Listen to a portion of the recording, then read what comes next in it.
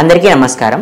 ఇప్పుడు మన ఛానల్కి ప్రముఖ ఆధ్యాత్మికవేత్త వాస్తు పండితులు వైవిఎస్ఎస్ గిరిరావు గారు మన ఛానల్కి విచ్చేశారు. నమస్కారం గురుగారు. గురువుగారు, మన ఇంట్లో నెగిటివ్ ఎనర్జీ ఉంది, మనకి చీడాపీడా లాంటివి తగిలినాయి, మన కుటుంబ సభ్యులు ఇబ్బందులు పడుతున్నారు అని మనము ఏదైనా సాంకేతికంగా చెప్పగలమా?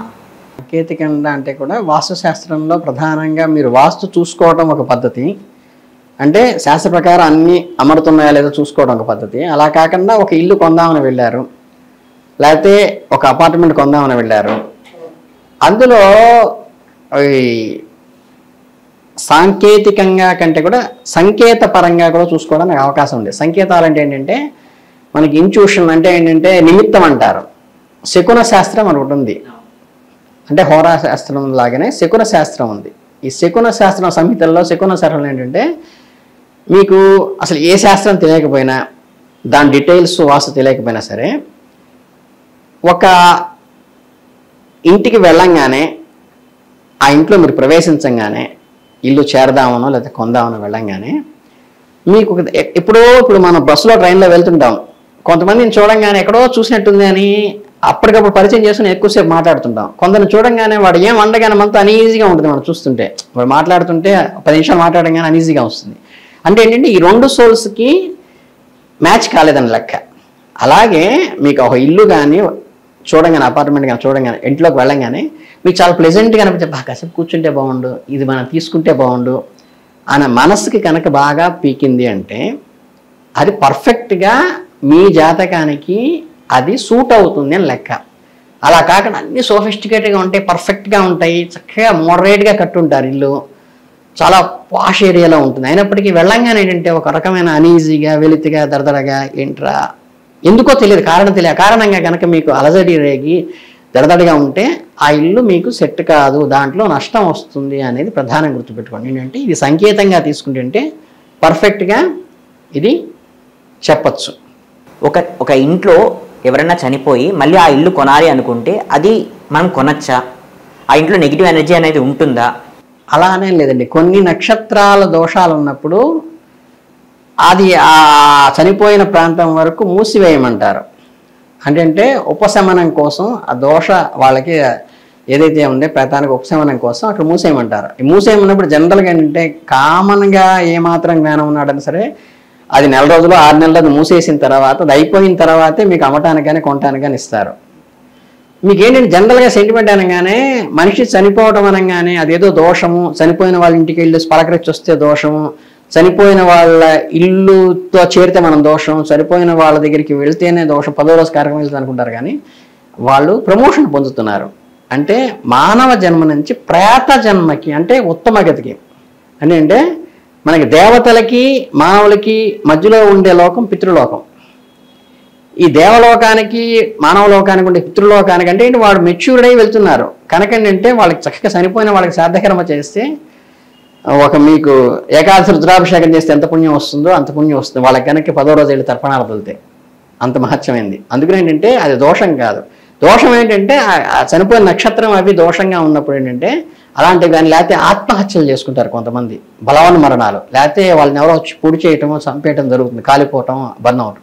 అటువంటివి ఏంటంటే అవి దోషయుక్తం కాబట్టి అటువంటి వాటికి ఏంటంటే పుణ్యావసనం చేసుకుని శుద్ధి చేసుకుని, అవి అంటే మనకి వంటింట్లో పాలో పెరుగు పెట్టినప్పుడు పూర్తిగా మాడిపోయి నల్లగా అయిపోయింది అనుకోండి గిన్నెంతా, అది పూర్తిగా ఎలా అయితే వాష్ చేసుకుంటాం. మామూలు గిన్నె అంటే మామూలు పిలిచి మళ్ళీ వాడుకుంటాం పాలకి, అందులో పూర్తిగా బర్న్ అయిపోయి నల్లగా అయిపోతే ఎలా వాష్ చేసుకుంటాము. అలా ఇంట్లో ఏదైనా ఏంటంటే అది బలవన్ మరణం జరిగినప్పుడు ఏంటంటే అది పనికిరాదు. కానీ సాధారణ మన న్యాచురల్ డెత్కి ఏ పట్టింపు లేదు, శుభ్రంగా మళ్ళీ వాళ్ళు కూడా అసలు పుణ్యాహోదనం చేసుకుంటారు. 10వ రోజు పుణ్యాహోదనం చేసుకున్న తర్వాత ఇంటి ఎవరికైనా అమ్మటానికి ఇస్తారు, లేకపోతే మీరు చేరిన తర్వాత అయినా అది కొనుక్కోవచ్చమ్మా, ఇబ్బంది ఏం లేదు. బలవన మరణం చెందినవి మాత్రమే కొంచెం అక్కడ ఇబ్బందికరం అని చెప్పారు తప్పితే న్యాచురల్ డెత్ అనేది మనం ఈరోజు ఆయన పోయారు రేపు మనం పోతాం, ఇవన్నీ కామన్.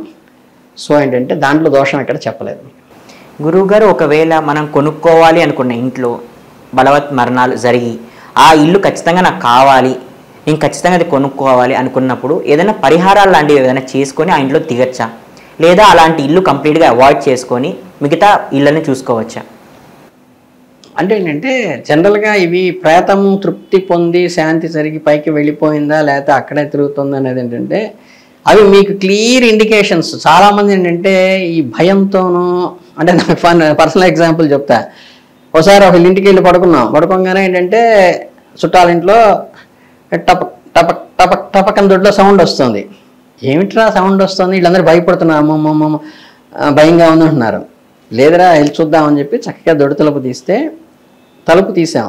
ఏమైందంటే తెల్లవారుజామున మనసు కూర్చి కొంచెం నీళ్ళు అవి దారలాగలి ఈ చుక్కలు ఏంటంటే తెల్లవారుజామున చల్ల జల్లు పడ్డట్టుంది. అవి ఆ రేకు మించి జారి కింద అట్ట పెట్టుంది, వాడేసిన అట్ట పెట్టుంది, దాని మీద పడుతున్నాయి టప్ టప్ టప్ అని. ఈ ఏంటి మనం లోపల వెళ్ళి ఓపెన్ అయ్యి చూడకపోతే మీరు అంటే తాడు కూడా పాములా కనిపిస్తుందని. ఈ జనరల్గా చాలామంది భయపడేది ఏంటంటే అసలు ఏం ఉండదు అక్కడ. మీకు నిజంగా ఏదన్నా అందులో కనుక ఈవిల్ పవర్ ఉంటే ఎలా ఉంటుందంటే మీకు సైన్స్కి ఎక్కడ అందదు. చాలామంది ఏంటంటే లోపల భయానికి భీతికి సైన్స్తో సైకలాజికల్ వాటికి కూడా అది దుష్టగ్రహ ప్రభావం అనుకుంటారు. అలా కాదు. అనీవెన్గా అంటే మీకు నీరసంగా ఉంటాం, దడగా ఉంటాం కాదు. మీకు కంప్లీట్ ఏంటంటే ఒకరోజు ఒకటి వచ్చింది, ఒకరోజు కడుపులో నొప్పి వస్తుంది, ఓ రోజు కంటి చూపు డల్ అయి బర్న్ అయిపోతుంది, ఒకరోజు చేతుల నొప్పులు వస్తాయి, ఓ రోజు ఏందో గుండెలో. అంటే ఏంటంటే సైన్స్కి అందకన్నా ఏ టెస్ట్లకి అందకన్నా ఏ టెస్ట్ చేసినా బాగుందంటారు. అలా అనీవెన్గా జరిగిందే మాత్రమే దీనికి సంబంధం చెప్తే రొటీన్గా మీ క్రానికల్ డిసీజులకి రెగ్యులర్గా మీకు ఉన్నదానికి వాస్తుకు ముడిపెట్టేసి ఏంటంటే అది ఎన్కాష్ చేసుకుందాము, వీళ్ళ చేతి ఏదో డబ్బులు గుంజుదాం అనుకున్న వాళ్ళు గెలిపెడతారు. వాస్తులో కూడా ఇప్పుడు ఈశాన్యం తక్కువ ఉండాలి, నైరుతి ఎక్కువ ఉండాలి.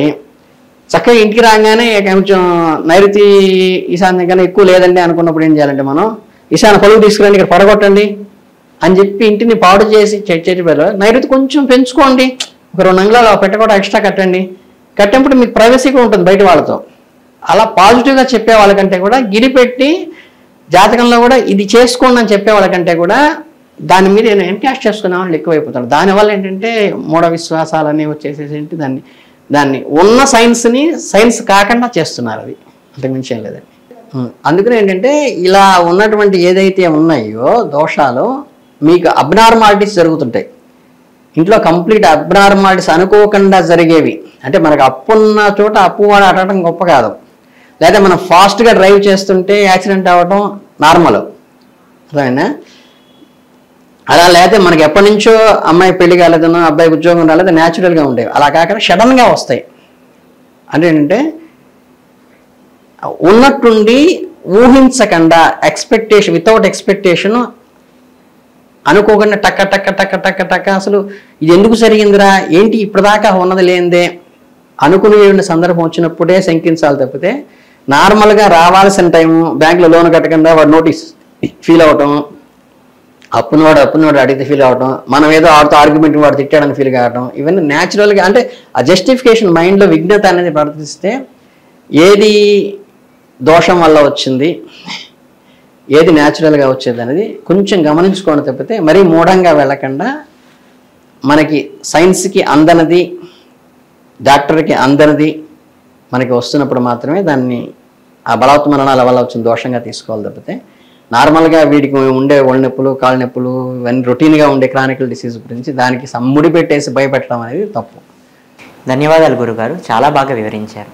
సంతోషం.